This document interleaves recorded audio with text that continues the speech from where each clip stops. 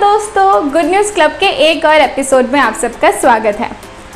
क्या आप सब एकदम एनर्जाइज्ड हो?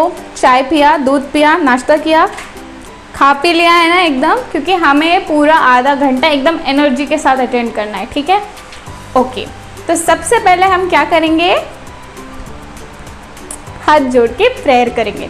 तो चलो प्रे करते हैं और गुड न्यूज़ क्लब की तरफ बढ़ते हैं। ओके, चलो हाथ जोड़ लो, आंखें बंद, आंखें बंद। हाँ, हे पिता परमेश्वर, इस नए दिन के लिए हम आपको धन्यवाद देते हैं। इस एक और गुड न्यूज़ क्लब के एपिसोड के लिए हम धन्यवाद देते हैं। हर एक बच्चा जो इसे सुन रहा है उसको आशीष दे और इस गुड न्यूज़ क्लब से अच्छी बातें सीखने को मिले और आपको जानने का एक मौका दे। जितने भी लोगों ने मिलकर ये गुड न्यूज़ क्लब का एपिसोड बनाने में मेहनत की है, उन सबको आपके हाथों में सौंपते हैं। सबको आपके हाथों में सौंपते हैं। सबका ख्याल रख, यीशु मसीह के नाम से मांगते हैं, आमीन। ओके, अब हो गई है प्रार्थना और बारी आ रही है मेरे फेवरेट टाइम की। बताओ क्या है? गाना गाने का टाइम। तो चलो जाके देखते हैं आज कौन सा गाना सीख रहे हैं।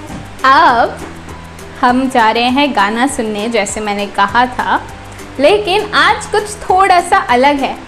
हमने जो पुराने गाने सीखे थे ना, वो भी हम याद करने वाले हैं। तो एकदम रेडी हो जाओ क्योंकि लंबा सिंगिंग सेशन होने वाला है आज, ठीक है? क्या आपको याद है गाने? नहीं, कोई बात नहीं, सुन के याद कर लेना। चलो चलते हैं और देखते हैं कि आज कितने सारे गाने गा रहे हैं। चलो।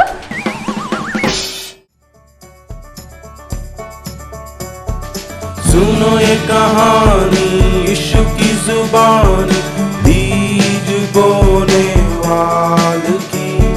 सुनो ये कहानी यीशु की जुबानी, बीज बोने वाले की।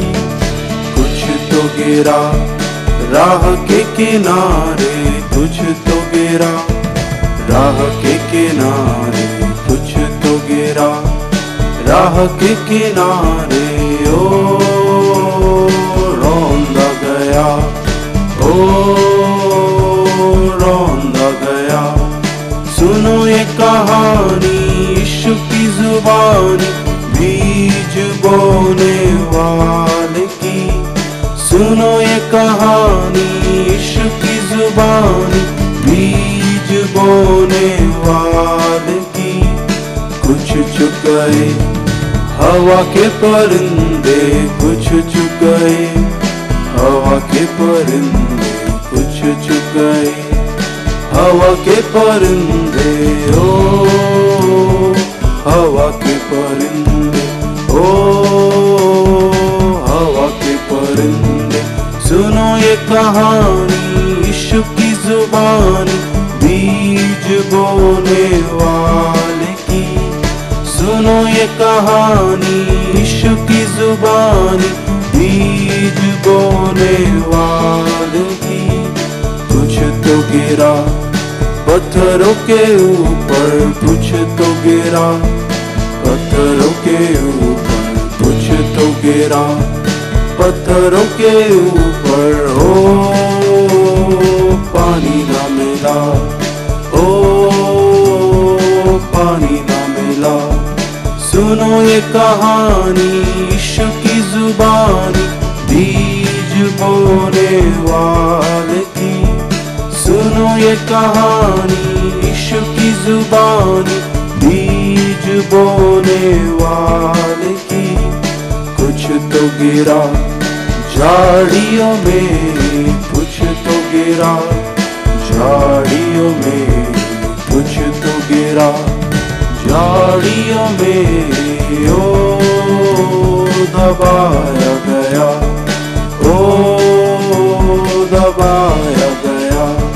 सुनो ये कहानी यीशु की जुबानी, बीज बोने वाले की।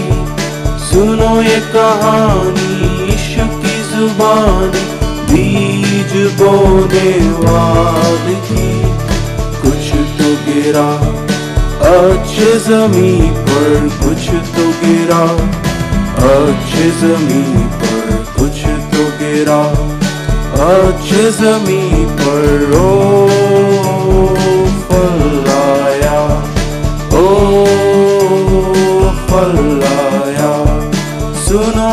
कहानी इश्क की जुबानी बीज बोने वाले की। सुनो ये कहानी इश्क की जुबानी बीज बोने वाले की। मेरा दिल प्रभु के लिए, मेरा दिल प्रभु के लिए, मेरा दिल प्रभु के लिए इस दिल में देता हूँ। मेरा दिल प्रभु के लिए, मेरा दिल प्रभु के लिए, मेरा दिल प्रभु के लिए इस दिल में देता हूँ। दिल में राजा राजाओं का राजा, आँखों में बस जा शांति का राजा। दिल में राजा राजाओं का राजा, आँखों में बस जा शांति का राजा। मेरा दिल प्रभु के लिए, मेरा दिल प्रभु के लिए, मेरा दिल प्रभु के लिए इस दिल में देता हूँ। उसके साथ जाए कभी न घबराए, मसीह बुला रहा है जीवन की मंजिल पाए। उसके साथ जाए कभी न घबराए, मसीह बुला रहा है जीवन की मंजिल पाए। मेरा दिल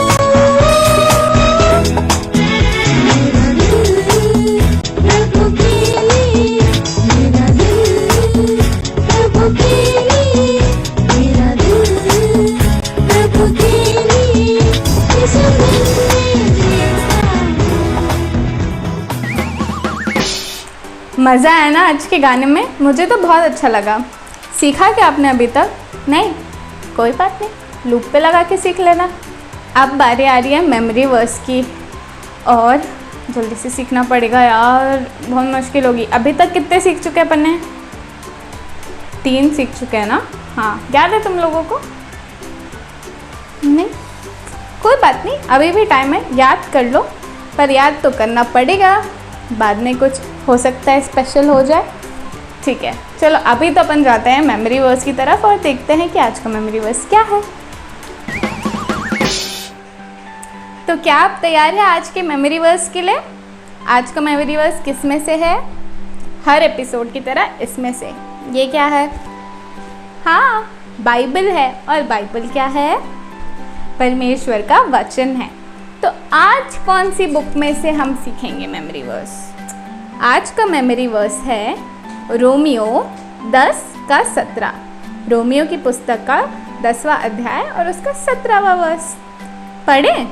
ओके, मैं एक बार पढ़ के सुनाती हूँ और फिर हम इसे सीखेंगे। रोमियो 10:17, अतः विश्वास सुनने से और सुनना मसीह के वचन से होता है।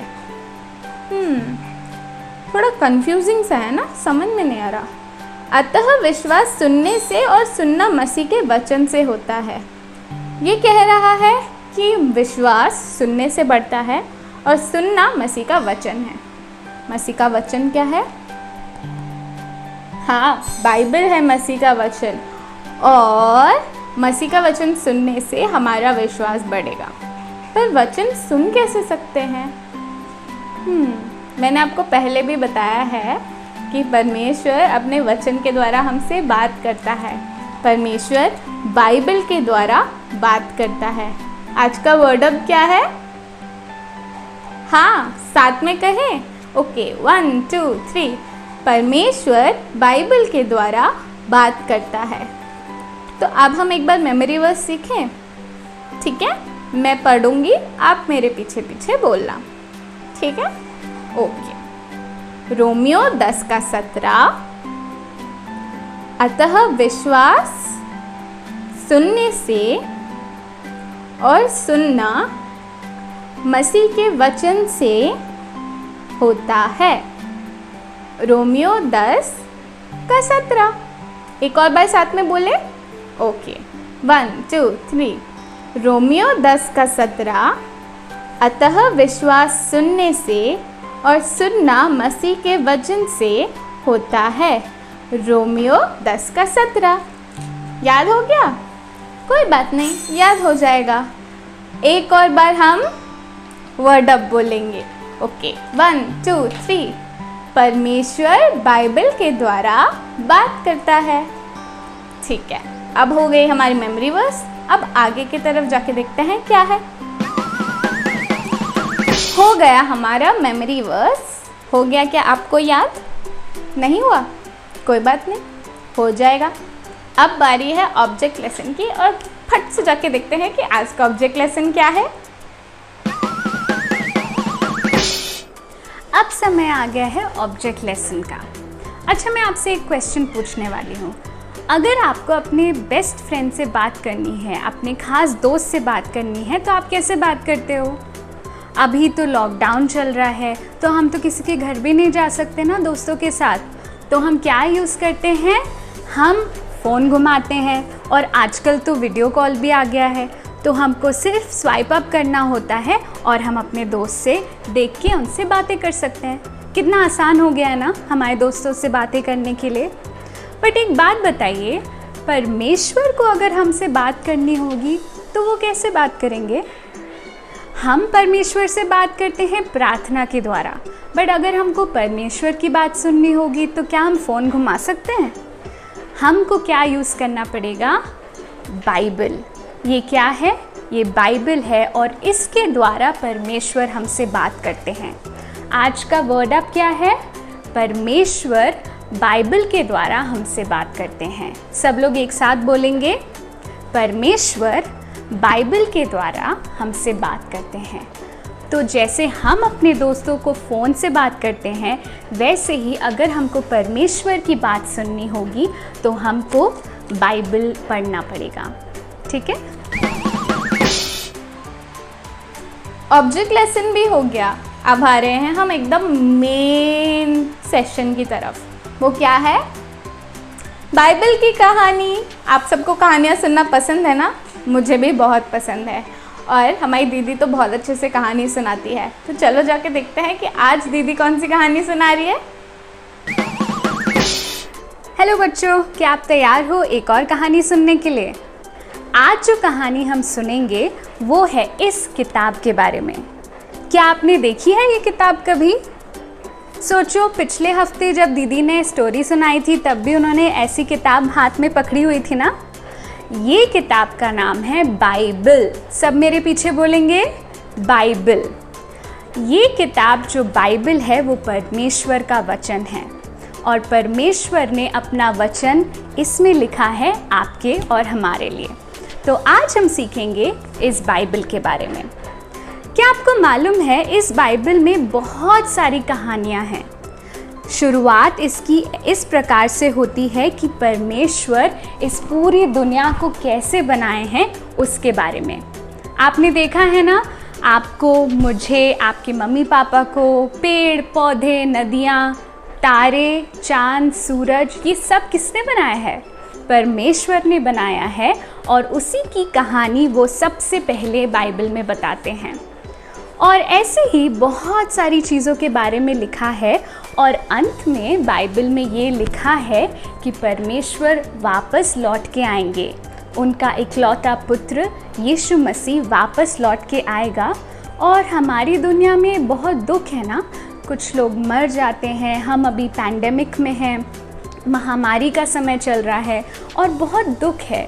लेकिन जब परमेश्वर यीशु मसीह वापस आएंगे तो सारे दुख दर्द मिटा देंगे। तो शुरुआत होती है सृष्टि से, और अंत में वो बोलते हैं कि वो वापस हम सबको लेने आएंगे। तो ये है बाइबल के बारे में थोड़ा सा, और आज हम जानेंगे कि ये बाइबल हमको कैसे मिली। ठीक है, तो मैं आपसे ये पूछती हूँ कि ये बाइबल आपको कैसे मिली? तो आप बोलोगे, अरे दीदी, मम्मी पापा ने दुकान से ले ली, या फिर नहीं, हमने ऑनलाइन ऑर्डर कर दी थी। नहीं, हम उसके बारे में नहीं हम पूछ रहे हैं। हम पूछ रहे हैं कि बाइबल का ओरिजिन या स्टार्ट कैसे हुई थी। तो आप एक बात बताओ, ये छोटी सी बाइबल है ना, सब छोटा सा ही लग रहा है, तो कितना समय लगा होगा ये बाइबल को लिखने में? हो सकता है 1 साल या 5 साल अच्छा नहीं, 10 साल तो लगे ही होंगे। नहीं, ये बाइबल को लिखने में 1600 साल लगे थे। क्या आप सोच सकते हो, 1600 साल। और ये बाइबल को किसी एक इंसान ने नहीं लिखा है, बहुत सारे लोगों ने ये बाइबल को लिखा है और बहुत अलग अलग जगहों में थे और सब लोगों ने मिलके ये बाइबल लिखा है। लेकिन इस बाइबल की एक खास बात बताऊं, कोई भी वचन दूसरे वचन के खिलाफ नहीं जाता। सोचो, इतने सालों पे ये बाइबल लिखा है, इतने अलग अलग लोगों ने लिखा है, बट सब लोग एक ही चीज़ बोलते हैं। और ऐसा क्यों है? वो इसलिए है क्योंकि ये परमेश्वर का वचन है ना। तो परमेश्वर ने कुछ लोगों को चुना है, उनको बोलते हैं प्रवाचक। क्या बोलते हैं उनको? मेरे पीछे बोलेंगे, प्रवाचक। तो परमेश्वर ने कुछ प्रवाचकों को चुना और उनको अपनी बात बताई और उन लोगों ने ये सब लिख दिया है और इस प्रकार से बाइबल हमारे पास आई आज। तो आज हम एक कहानी सुनेंगे एक प्रवाचक के बारे में जिसका नाम था जरमाया। क्या नाम था? जरमाया। जरमाया एक प्रवाचक था और परमेश्वर ने उनको एक बहुत खास बात बोली थी। उन्होंने बोला था कि एक मैसेज या एक खास बात आप लोगों तक पहुंचाओगे। क्या आप जानना चाहते हो कि वो खास बात क्या थी जो परमेश्वर चाहते थे जरमाया के थ्रू लोगों को बताने के लिए? वो खास बात यह थी कि परमेश्वर ने बोला कि आप अपने बुरे रास्तों से दूर हट जाओ और परमेश्वर से माफ़ी मांगो तो वो आपको माफ़ी देंगे। मैं एक और बार बोलूँगी कि परमेश्वर ने क्या बोला। परमेश्वर ने बोला कि आप अपने गलत रास्तों से, दुष्ट रास्तों से हटो और परमेश्वर के पास लौट जाओ। हम भी बहुत सारे गलत काम करते हैं ना, तो वैसे ही उस समय जो लोग थे उन्होंने बहुत गलत काम करना चालू कर दिया था और परमेश्वर चाहते थे कि उनके लोग उनके पास वापस आ जाएं। तो ये था वो खास मैसेज जो जरमाया को लोगों तक पहुंचाना था। तो जरमाया ने परमेश्वर की बात सुनी और बोल दिया जाके लोगों को और उनको ये चेतावनी दी कि अपने बुरे रास्तों से हट जाओ। ठीक है, तो सारे लोग उनकी बात सुन रहे थे, लेकिन एक इंसान था जो उनकी बात बिल्कुल भी नहीं सुन रहा था और उनका नाम था राजा जेहोयाकीम।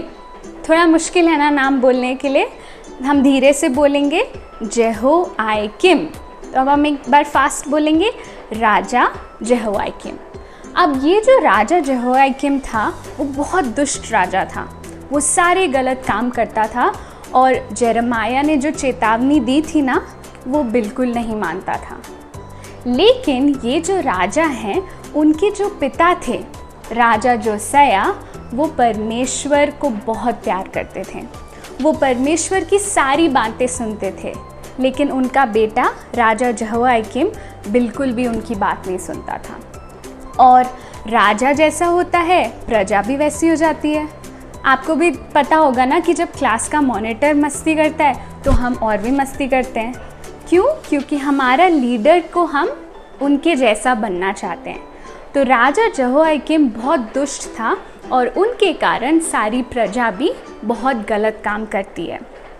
फिर क्या हुआ, जरमाया ने अपने एक दोस्त जिनका नाम था बरूक, क्या नाम था? बरूक। तो बरूक को बोला कि तुम ये जो परमेश्वर ने वचन दिया है उसको एक स्क्रोल में लिखो। स्क्रोल क्या होता है मैं दिखाती हूँ आपको। तो स्क्रोल ऐसी एक चीज़ होती है, आपने देखा होगा ना टीवी में कि ऐसे कोई चिट्ठी या संदेश अगर राजा को पहुँचाना होता है प्रजा के पास, तो वो ऐसी एक चिट्ठी में लिखते हैं और कैसे पढ़ के सुनाते हैं, सुनो सुनो सुनो आज शाम 5 बजे राजा आएंगे। ऐसा आपने देखा होगा ना किसी टीवी या मूवी में। तो वैसे ही जरमाया ने बोला कि एक स्क्रोल में आप परमेश्वर का वचन लिखो। तो जो उसका दोस्त बरूक था उसने परमेश्वर का वचन इस स्क्रोल में लिख दिया। क्या था वो वचन, वापस हम याद करेंगे। वो वचन ये था कि परमेश्वर बोल रहे हैं कि अपने गलत कामों को छोड़ के, उस रास्ते को छोड़ के मेरे पास वापस लौट जाओ। ये था वो संदेश। तो बरूक क्या किया, वो गया लोगों के पास और उन्होंने जाके ये संदेश लोगों को बता दिया। ठीक है। अब ये संदेश जब लोगों को बताया तो लोगों को बहुत डर आ गया, है ना। क्यों? क्योंकि उनको एहसास हुआ कि उन्होंने भी गलत काम किए हैं। जैसा वो संदेश में लिखा है कि गलत कामों से हट जाओ, तो जब बरूक ने ये उनको पढ़ के सुनाया तो उनको एहसास हुआ कि हाँ, मैंने भी बहुत गलत काम किए हैं, और उनको बहुत दुख लगा और बहुत बुरा लगा। ठीक है, तो हम क्या कर सकते हैं, हम बाइबल से एक चीज़ पढ़ेंगे। जोशुआ की किताब, उसका पहला अध्याय 8वां वाक्य। उस व्यवस्था की किताब में लिखी गई बातों को सदा याद रखो। तुम उस किताब का अध्ययन दिन रात करो, तभी तुम उसमें लिखे गए आदेशों का पालन के विषय में विश्वास से रह सकते हो। तो ये है बाइबल में लिखा हुआ कि बाइबल से हमको क्या मिलेगा। तो जैसे उन लोगों को परमेश्वर ने बताया कि आपने गलत काम किए हैं, वैसे ही अगर आप यीशु मसीह पे विश्वास करते हो तो इस बाइबल के द्वारा हमको भी ये एहसास होता है। आपको पता है ये बाइबल हमको रोज़ पढ़नी चाहिए। क्यों? क्योंकि इसमें लिखा है कि परमेश्वर हमसे इतना प्यार करते हैं और वो चाहते हैं कि जैसा हमने अभी पढ़ के सुना ना, कि हम इसमें लिखी गई सारी बातों का पालन करें। तो इसीलिए हमको ये बाइबल रोज़ पढ़नी चाहिए। बट आप पूछोगे कि दीदी ये तो बहुत मुश्किल है, जब मैं पढ़ता हूँ तो मुझे समझ में नहीं आता कि इसमें क्या लिखा है। तो इसके लिए आप बाइबल पढ़ने के पहले एक छोटी सी प्रार्थना अपने मन में कीजिएगा। उस प्रार्थना में तुम ये बोलो कि परमेश्वर, मैं जो बाइबल में से पढ़ने वाला हूँ या वाली हूँ, उसमें आप मुझे सहायता करो कि मैं समझ सकूँ कि क्या लिखा है। और अगर आप यीशु मसीह पे विश्वास करते हैं तो उनकी पवित्र आत्मा हमेशा हमारे साथ रहती है। तो पवित्र आत्मा के द्वारा हमको समझ आता है कि बाइबल में क्या लिखा है। वैसे ही बरूक ने उस समय जब स्क्रोल में से पढ़ के लोगों को सुनाया था तो उनको अपनी गलतियों का एहसास हुआ। तो लोगों ने सोचा कि उनको अपने राजा को भी इसके बारे में बताना चाहिए ना, क्योंकि ये परमेश्वर का वचन है और वो अपने राजा से भी ये बताना चाहते थे। और राजा का नाम क्या था, याद है किसी को?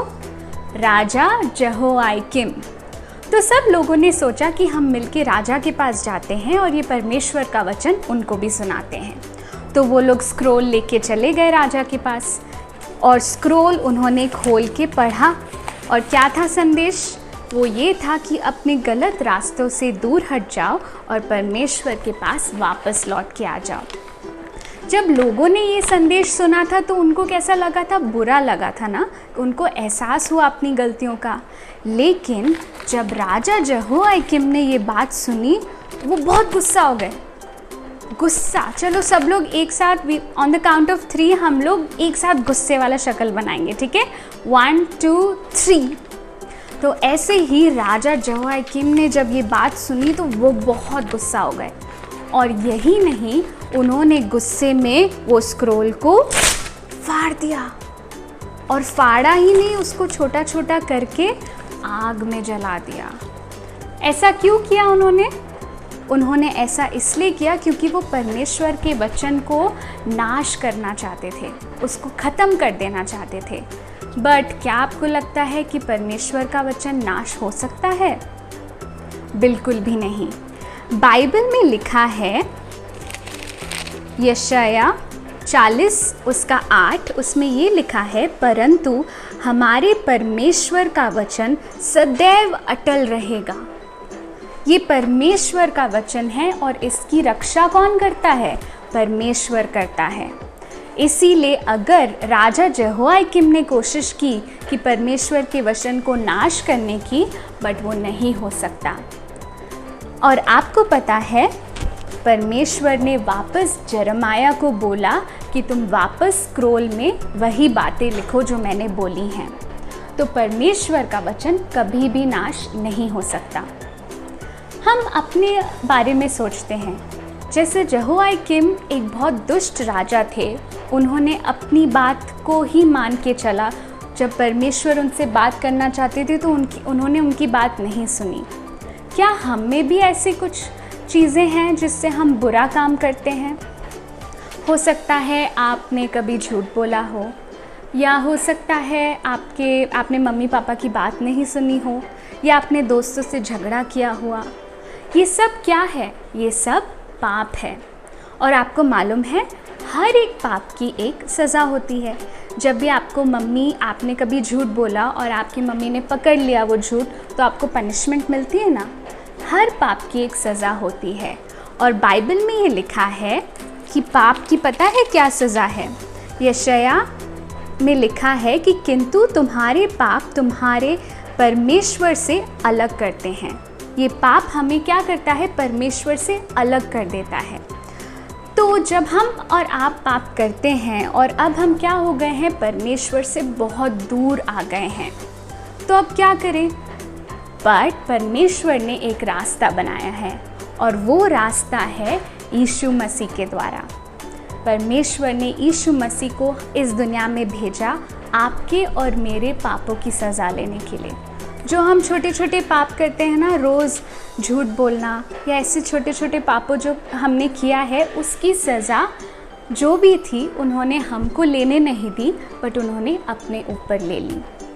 और आपको पता है, जब यीशु मसीह इस दुनिया में आए थे, उन्होंने इस दुनिया में रहते हुए एक भी पाप नहीं किया, लेकिन तुम्हारे और मेरे पापों के कारण उनको क्रूस पर चढ़ाया गया। और वो क्रूस पर उनके हाथों में कीलें ठोकी गई। आपने देखा होगा ना मूवी में या टीवी में, कैसे इतने बड़े बड़े कील उनको हाथ में लगे और उनके पैरों में भी कील ठोके गए, और उनके सर पे एक कांटों का मुकुट लगाया गया। और परमेश्वर ने हम सब की सज़ा अपने ऊपर ली और वो क्रूस पर मारे गए।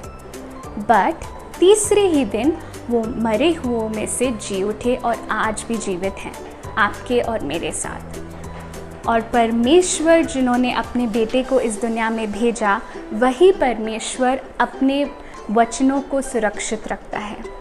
और इसीलिए यहोयाकीम या और कोई राजा या कोई भी इस वचन को नाश कभी नहीं कर सकते। तो अब हमको क्या करना है? अब हमको ये करना है कि हम उस परमेश्वर पर विश्वास करें। ये बहुत ही एक गंभीर बात है। अगर आप चाहते हो, अगर आप ये समझते हो कि यीशु मसीह इस धरती पे आए थे आपके और मेरे पापों के लिए, तो आप एक छोटी सी प्रार्थना मेरे साथ कह सकते हो। ठीक है?